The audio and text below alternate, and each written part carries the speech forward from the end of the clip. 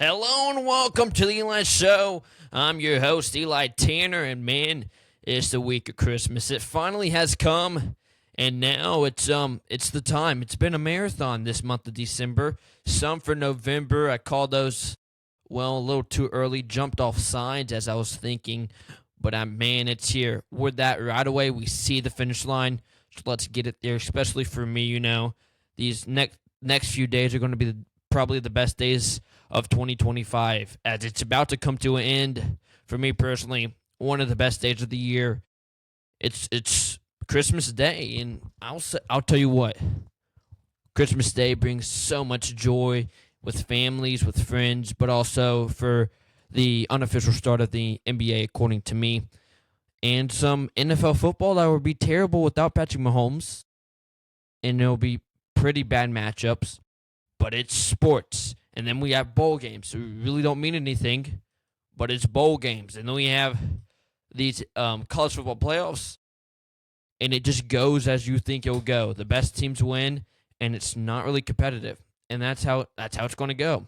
And when it comes down to it, when it comes down to the actual fact of the matter, is sports in December are some of the best sports, but also some of the worst sports. Some of the things, oh, that's so cool. But some of the places, like, man, that's kind of boring. Where in March, you don't ever have that feeling of, man, that's kind of boring, to be honest with you.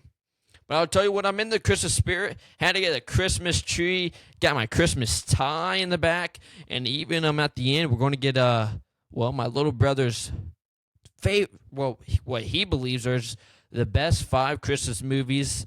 There's going to be probably some heat in the comment section after Trevor gets a hold of what he thinks is the best movies. And I'll tell you what, I've heard the list. It's not what I would say the best 5. It's not what most people would say. But he's a middle schooler. But let's get into some college football. And, man, I'll tell you, over the weekend, was a really treat to watch some college football. Some good matchups, but also some, not so good matchups. If you're JMU and Tulane, yeah, you should have just not even showed up to the game. But I'll tell you what, Friday night, Alabama, Oklahoma, and the Sooners Stadium. I mean, what would you expect for Brent Venables to play against probably one of his old rivals from Clemson? Still a little mad after leaving Clemson, but as Deborah said, he chose the better choice in that one. I'll say it was a good game. It just felt like Bama controlled the whole game. It felt like Bama should have been 8 and Oklahoma should have been 9. Yes, they had 3 losses. Yes, they lost. They got smoked in the SEC championship, but against probably what should be one of the top teams in college football and a college football contender. And, it went back and forth, but Alabama deserved to win. And then Saturday, 12 o'clock, college game day, Texas A&M versus Miami, who didn't make the ACC championship. And it just went as you would have thought would go on a windy day in Texas. You don't make your field goal, yeah. You don't make any of that. And I'll tell you what, it wasn't a terrible game. But it was like, oh, man, field goal, easy 3 points, miss. Oh, easy 3 points, miss. It was like miss over miss over miss. And these 2 kickers are supposed to be one of the best kickers. Turns out, they can't kick in the wind like most kickers. And that's what I do think the NFL is good at, is kicking, which is it gets a little boring. Like, oh, the game's 38-38, tie game, it's going to be close. 65-yard field goal to win the game. That's electric if you're there at the stadium. Not if you're watching on Fox when you should be watching the Jaguars game. We'll talk about the Carolina Panthers in a little bit. I watched all of that game. What a game it was, by the way. Panthers might be Super Bowl contenders. I'm just going to say it. But then you get to the 3 o'clock and the 7:30 game. Please. Ole Miss had fire after their coach left them and said goodbye. We've got you to the playoffs. He tried to coach him in the playoffs, but you can't just leave a team. And they basically had a knife in their back, I will say. But it was a little bit of putback, and hopefully he was watching the game in LSU. Hopefully he was cheering for him after he led him all the way that way. But yeah, Ole Miss Tulane, it's just nothing. I'm going to say this. The teams that don't have the greatest schedule, it's not their scheduling, it's not who they play, it's who they have. If you're one of those teams like in the SoCon, SoCon, and you are literally playing bad teams, but you have bad players. Division 1, Division 2. It's not who you play, it's who you have. And I think that's what people need to notice. I think that's what they, we go undefeated. It's not, yes, you play against easy teams and it's easier to go undefeated, but you don't have that good of a roster.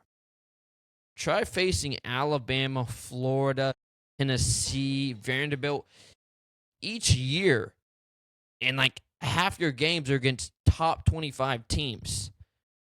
And you're James Madison just floating around in space, and it's not even close games. But now let's move on to some NFL, and it's getting a little crazy in the NFL. On the first episode, I even said, I think it was the first episode, that I really don't like the NFL, and it's a little boring. It's still a little boring. You got Phillip Rivers, right? 44 years old, still playing a pretty good game, and yet it's the defense that just lost it for him. I was last night on Monday Night Football, but who's on top? The Carolina Panthers. I didn't say North Carolina because those are our teams here in South Carolina too for the NFL, and they beat the Buccaneers. Yes, it was a close game. Yes, it could have gone either way, and they play them in 2 weeks again. But I'll tell you what, it was a good game. It was a good game over there. Watch on the couch on Fox. Really, the only games we get is Carolina Panthers and Falcons. Yes, after that, it was next level chef. I don't have no red zone. I don't have any of that because, well, I don't need any of that because I'm not a huge fan of NFL. But I'll tell you what, Jaguars against the Broncos. They broke a streak of the Broncos. Jaguars Super Bowl? I mean, I'm just saying. They've been on fire. Trevor Lawrence, future MVP. He should be MVP. If you pick Josh Allen or one of those Lamar Jackson or I don't care who, but if you pick one of them again and they don't win the Super Bowl, you have to be a Super Bowl contender each year to win an MVP. I just think that's right. You have to be a Super Bowl contender each year to win MVP. And you guys might disagree with me. I just don't think Josh Allen's all that if you can't win a playoff game. Now, I'll tell you what, NBA, we've said this already, start of the NBA technically on Christmas Day. It's going to be a good matchup, a good slate, not for the NFL. And I saw this one place. I forgot what I was watching. It was all about how the NFL is basically getting what they get for trying to be on Christmas Day when that's the NBA's day. It's like opening day for MLB. That's what the start of the NBA is, to me at least, because you have good matchups. You have them actually trying again, and you go on a streak from now all the way to like spring where they're actually starting to play a little bit, and they're starting to actually start going. And it's great. And I also saw that I think it was the Herd. Yeah, he was basically saying college football is turning into the NBA with the storylines, with the the transfer portal and all of that.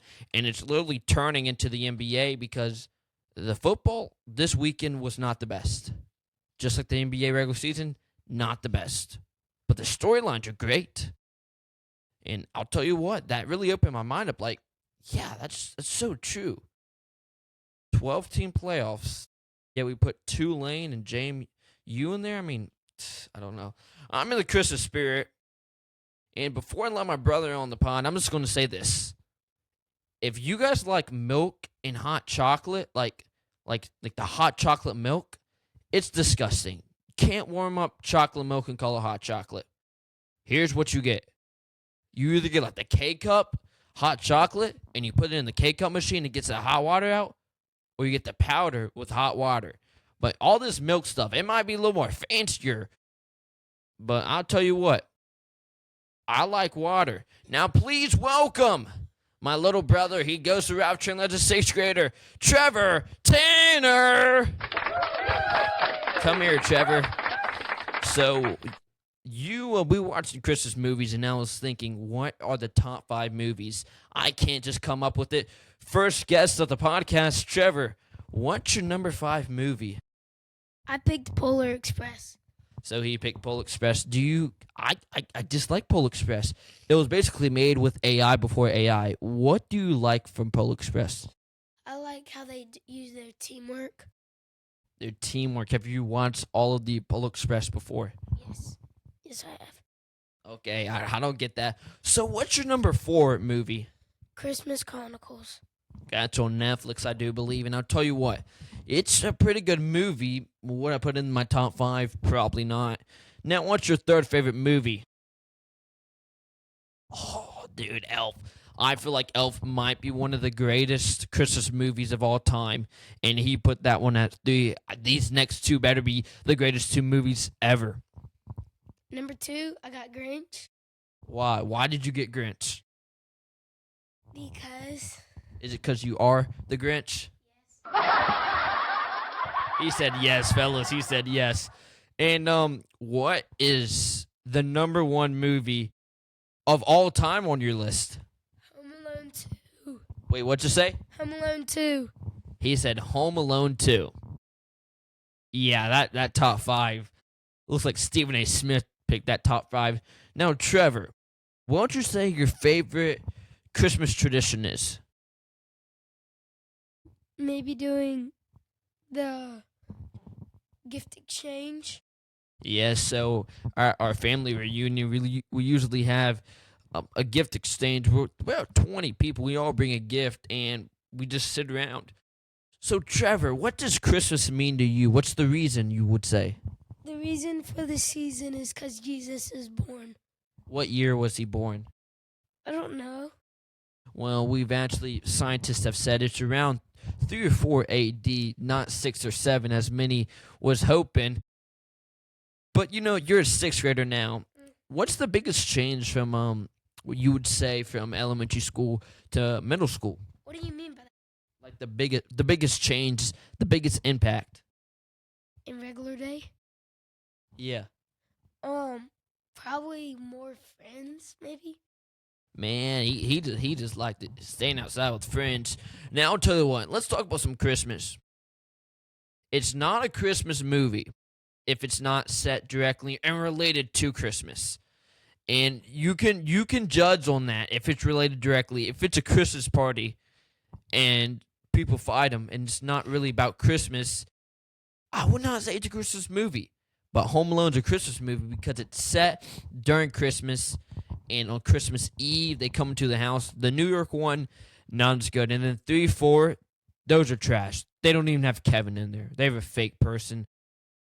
But it's the best time of year, people say. And let's finish with Trevor.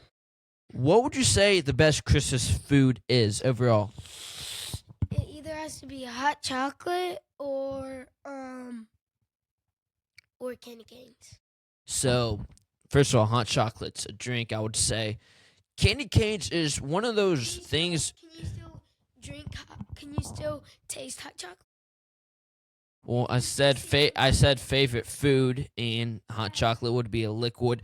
But I'll tell you what, candy canes might be one of the greatest foods, but we only eat it during Christmas time.